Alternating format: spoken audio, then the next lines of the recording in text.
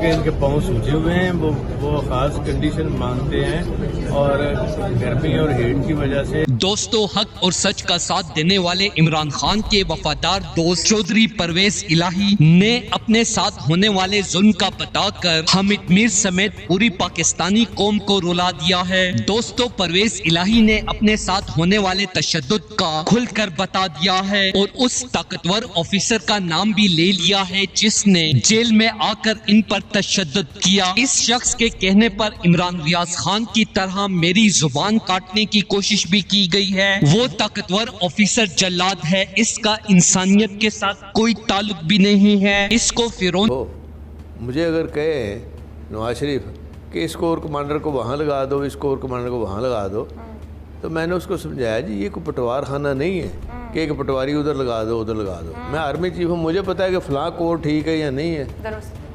یہی غلطی عمران خان صاحب نے کی، یہی غلطی ہم نے کہا کہ اللہ کے لیے یہ غلطی نہ کرو، یہ غلطی نہ کرو۔ کہ ان کے بقایا 50% ٹیسٹ ہونے ہیں اور کیونکہ ان کے پاؤں سوجے ہوئے ہیں، وہ خاص کنڈیشن مانتے ہیں اور گرمی اور ہیٹ کی وجہ سے ان کے معدے پہ اثر ہے اور معدہ بھی ان کا خراب ہے۔ وہ جیل کی ان کو صورت نہیں کھا رہی روٹی، ان کے لیے وہ گھی کے بغیر چاہیے۔